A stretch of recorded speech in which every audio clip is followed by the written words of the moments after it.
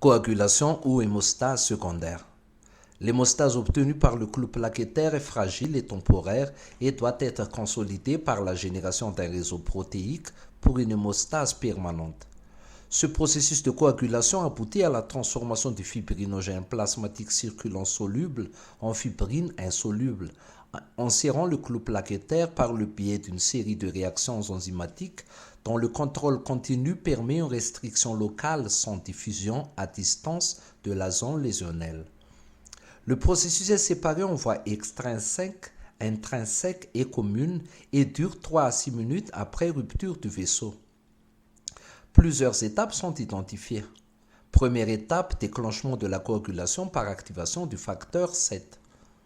Deuxième étape, activation du facteur 10 et formation du complexe enzymatique prothrombinase.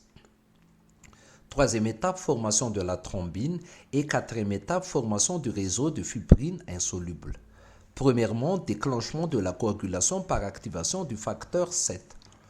La rupture de la tunique endothéliale permet le contact du sang circulant avec le facteur tissulaire des structures sous-endothéliales du vaisseau. Le facteur tissulaire exposé capte à la fois le facteur 7 et le facteur 7A avec déclenchement de la cascade enzymatique. La liaison du facteur 7 permet en outre son auto-activation. Il s'agit de la voie exogène. Les monocytes sanguins ou les cellules endothéliales n'expriment pas normalement le facteur tissulaire, sauf dans des conditions pathologiques. Deuxièmement, activation du facteur 10 et formation du complexe enzymatique prothrombinase. Le complexe facteur tissulaire facteur 7 active très rapidement par protéolyse le facteur 10 en facteur 10A. Le facteur 10 activé forme, en association avec les phospholipides plaquettaires, le calcium et le cofacteur 5A, un complexe enzymatique assurant le clivage protéolytique de la prothrombine ou facteur 2 qui génère ainsi la molécule de thrombine ou facteur 2 activé, d'où son nom de complexe prothrombinase. Par ailleurs, le complexe facteur tissulaire facteur 7 active beaucoup plus lentement le facteur 10 en facteur 9 ou facteur 9A.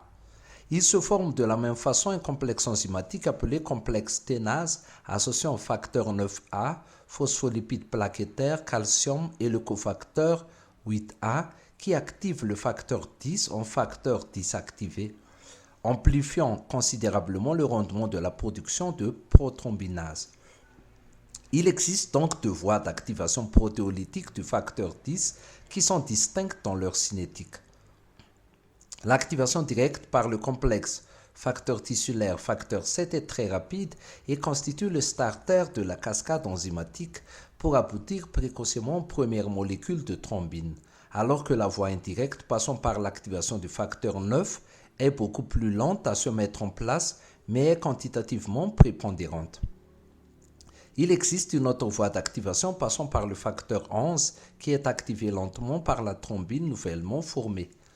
Le facteur 11A active en retour le facteur 9 pour renforcer la génération du complexe ténase.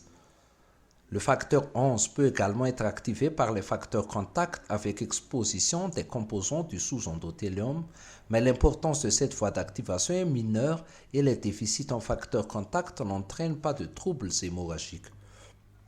Troisièmement, formation de la thrombine et amplification du processus. Le complexe prothrombinase assure la protéolyse de la prothrombine ou facteur 2 en thrombine ou facteur 2A.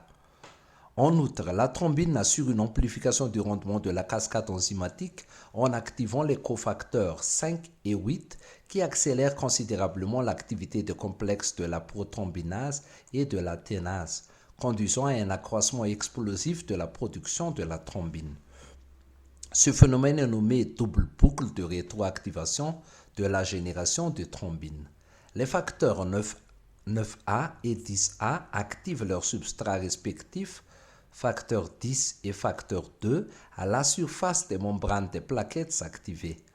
Les premières molécules de thrombine étant formées, la thrombine amplifie immédiatement sa propre formation. Elle va stimuler les plaquettes à proximité en se fixant sur son récepteur et en clivant, qui permet ainsi le recrutement et l'activation de nouvelles plaquettes et l'accroissement du thrombus. Elle active les cofacteurs 8 et 5, leur permettant de remplir leurs fonctions. Le facteur 8A vient accélérer l'activation du facteur 10 par le facteur 9A.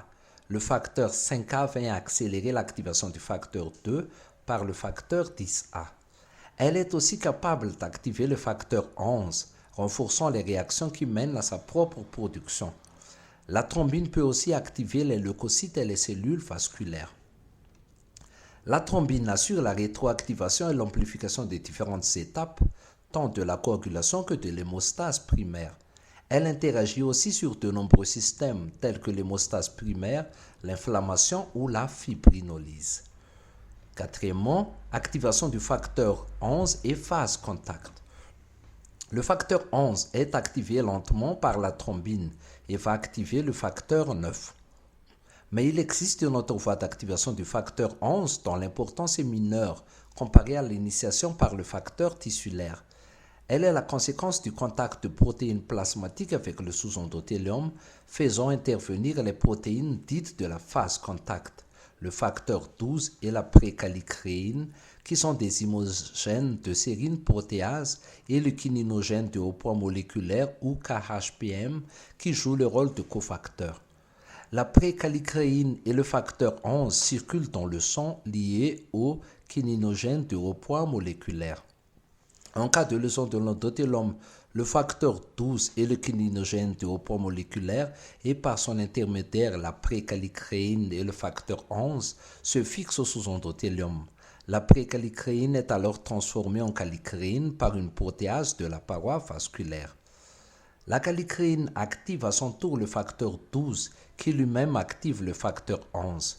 Le facteur 12A amplifie le processus en activant de façon rétroactive la précalicréine. Le rôle de cette voie d'activation, appelée voie endogène dans la coagulation, est mineur. En revanche, la calicréine active efficacement trois autres systèmes.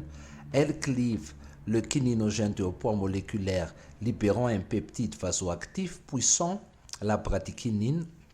Elle active la pro-urokinase ou SCUPA, fixée sur son récepteur UPAR. Elle active le système du complément.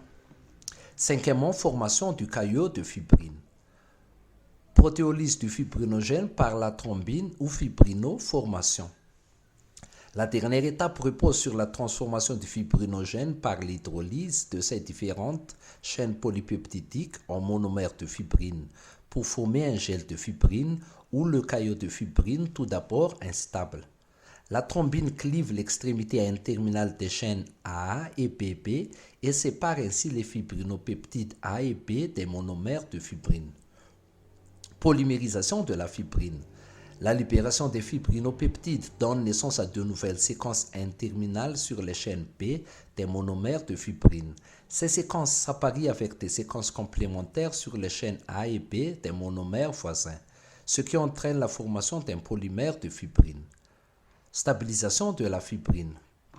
Le polymère de fibrine instable doit être stabilisé par le facteur 13A, une transglutaminase. Le facteur 13A, préalablement activé par la thrombine, stabilise le caillot de fibrine en créant des liaisons covalentes entre les chaînes C de deux monomères de fibrine adjacents et entre les chaînes A de plusieurs monomères, conduisant à une polymérisation des monomères de fibrine. Cette liaison conduit à la formation d'un caillot de fibrine très solide.